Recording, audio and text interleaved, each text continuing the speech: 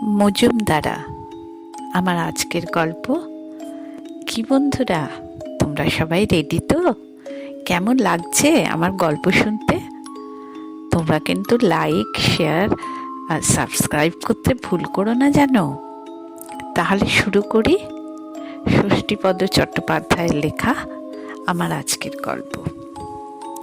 অনেকদিন পর গ্রামে গেছি। গ্রামের নাম নাড়ুগ্রাম, জেলা বর্ধমান।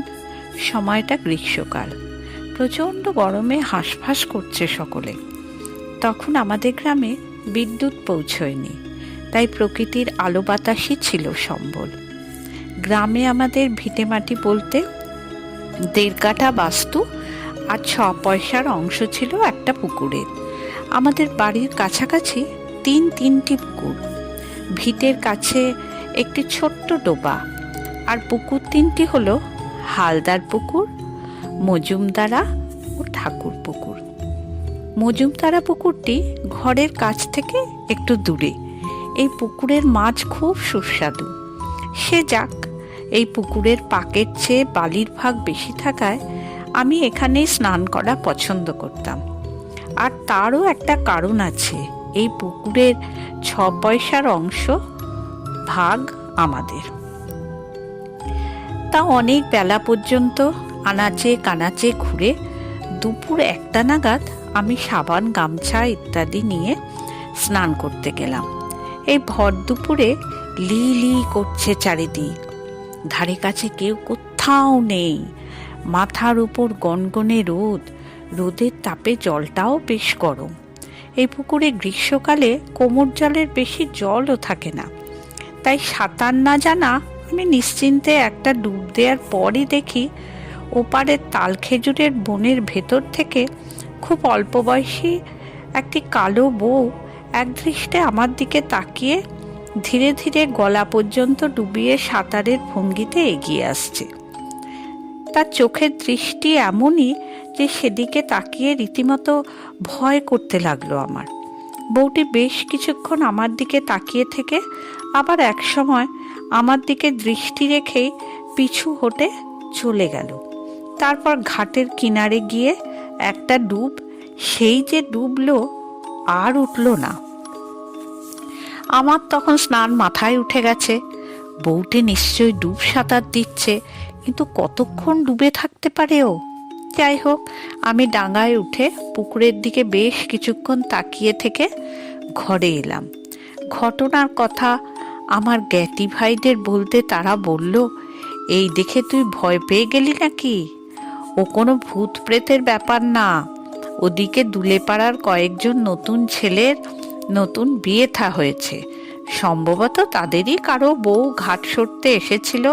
তুই তো 9 মাসে 6 মাসে আসিস, তাই অবাক হয়ে ভাবছিল এ আবার কে। তারপর লজ্জা পেয়েই ডুব দিয়েছিল। এরপরে আর কোনো কথা চলে না। আমি কিন্তু এত সহজে মেনে নিতে পারলাম না ব্যাপারটাকে। তবে পরদিন থেকে আমি মজুমদারায় স্নান না করে ঠাকুর পুকুরে স্নান করতে লাগলাম। একদিন বিকেলে রোদের তাপ একটু কমলে আমি মজুমদারার পাড় ধারে চারিদিকে ঘুরে বেড়াতে লাগলাম। হঠাৎই দেখি সেই বউটি একটি সাই বাবলার ডাল ধরে আমার দিকে তাকিয়ে চুপ করে দাঁড়িয়ে আছে। আমাদের দেশের ঘরে, বিশেষ করে নিম্ন শ্রেণীর লোকেদের বাথরুম ব্যবস্থা ছিল না। ওই সমস্ত কাজ সকলে মাঠেই সেরে নিত। ভাবলাম বউটি বোধহয় সেই জন্যই এসেছে। আমাকে দেখে লজ্জা পেয়ে দাঁড়িয়ে আছে চুপচাপ। তাই আমি যেই ফিরে আসতে যাচ্ছি অমনি সে হাতছানি দিয়ে ডাকলো আমাকে। ওর হাতছানি পেয়ে থমকে দাঁড়ালাম। সম্পূর্ণ অপরিচিতা অন্য ঘরের বউ এভাবে আমাকে ডাকবেই বা কেন? তবুও আমি ও কি বলতে চায় জানার জন্যে এক পা করে এগিয়ে গেলাম ওর দিকে। আমি কাছে যেতেই বউটি পিছু হটল। তারপর তাল খেজুরের বনে ঢুকে কোথায় যে হারিয়ে গেল তা টেরই পেলাম না। দিনের আলো তখনও নিভে যায়নি, তবুও আমি ওর পিছু নিতে আর সাহস করলাম না। ফিরে এসে সে কথাও জ্ঞাতি ভাইদের বলতে আমার কাকিমা বললেন, আমার মন কিন্তু অন্যরকম বলছে। তা বাবা, তুমি একা একা ওই মজুমদার আর যেও না, গেলেও সঙ্গে কাউকে নিয়ে যেও। তখন আমার বয়স খুবই কম, সবে কৈশোরের গণ্ডি পার হয়েছি, তাই মনের মধ্যে ভয় এবং কৌতূহল দুটোই বাসা বেঁধেছিল। সবার নিষেধ সত্ত্বেও আমি মাঝে মাঝেই মজুমদারার দিকে দৃষ্টি রাখলাম। একদিন সন্ধ্যায় হঠাৎ দেখি বউটি মাঠ পেরিয়ে সেই বাবলা গাছের পাশ দিয়ে মজুমদারায় আসছে। আমি একটু দূরে ছিলাম বলে আমার চোখে চোখ পড়েনি তার। বউটি ধীরে ধীরে মজুমদারা গর্ভে নেমে গেল। আমি সঙ্গে সঙ্গে ঘরের দিকে রওনা হলাম। পথে দেখা গ্রামেরই এক ডাকাবুকো যুবক রতন বাগের সঙ্গে। রতনকে এর আগে আমি কালো বউয়ের কথা বলেছিলাম, শুনেও হেসে উড়িয়ে দিয়েছিল। এখন আমার কথা শুনে বলল, কই চলো তো দেখি কাদের বউ, ভর সন্ধেবেলা এত পুকুর থাকতে মজুমদারায় আসবে কেন? নীলখাত তোদের পুকুরের মাছ চুরি করতে এসেছে। আমি বললাম, এই ভর সন্ধেবেলায় কেউ মাছ চুরি করতে আসে? ঘাট সরতেই এসেছে ও, সে যে জন্যেই আসুক, ওর মুখটা আমি একটু চিনে রাখতে চাই। আমরা দ্রুত পা চালিয়ে মজুমদারায় এলাম, কিন্তু কোথায় কেউই নেই সেখানে। রতনবাগ বলল, কই কেউ তো নেই, কিন্তু আমি তো ওখানে ওকে নামতে দেখেছি, আর এই অল্প সময়ের মধ্যে তার পক্ষে এখান থেকে চলে যাওয়াও সম্ভব নয়। হঠাৎই মজুমদারার মাঝখানের জলটা ঘূর্ণির মতো হয়ে তোলপাড় হতে লাগলো। দুজনেই আমরা বিস্মিত হয়ে তাকিয়ে রইলাম সেদিকে। এই পুকুরে এক কোমরের বেশি জল নেই।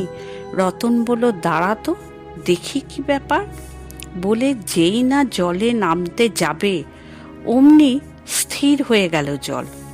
আমি রতনের হাত ধরে টান দিলাম, বললাম, থাক, এই ভর সন্ধেবেলায় আর জলে নেমে কাজ নেই, চলো ফেরা যাক।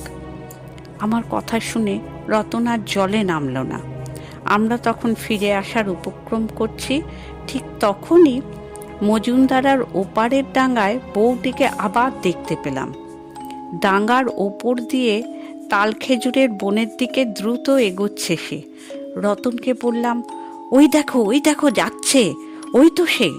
রতন বলল, কই কে যাচ্ছে, কোথায় কে? ওই তো, দেখতে পাচ্ছ না? আমি তো কিছুই দেখতে পাচ্ছি না। রতনের একটার হাত ধরে টেনে তুললাম ডাঙায়, তারপর ওকে টানতে টানতেই নিয়ে চললাম সেই দিকে।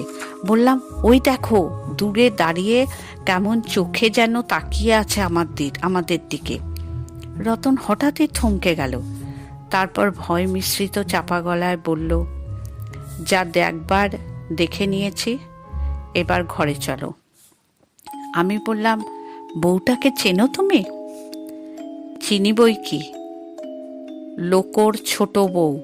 কয়েক মাস আগে এই মজুমদার আর ঈশান কোণে যে বাবলা গাছটা আছে সেখানেই গলায় দড়ি দিয়ে মরেছিল, কিন্তু এর আগে এইভাবে আর কখনো সে কাউকে দেখা দেয়নি, অথচ বারবার তোকেই যে কেন। রতনের কথা শুনে ভয় হলো আমার। একটু আগেই যাকে দেখলাম আমাদের দিকে তাকিয়ে আছে, এখন সে নেই, বহু দূরে কোথায় যেন একটা শেয়াল ডেকে উঠতে আমরা জোর কদমে পা চালিয়ে ঘরের দিকে এগোলাম। আমার গল্প শেষ। নমস্কার বন্ধুরা।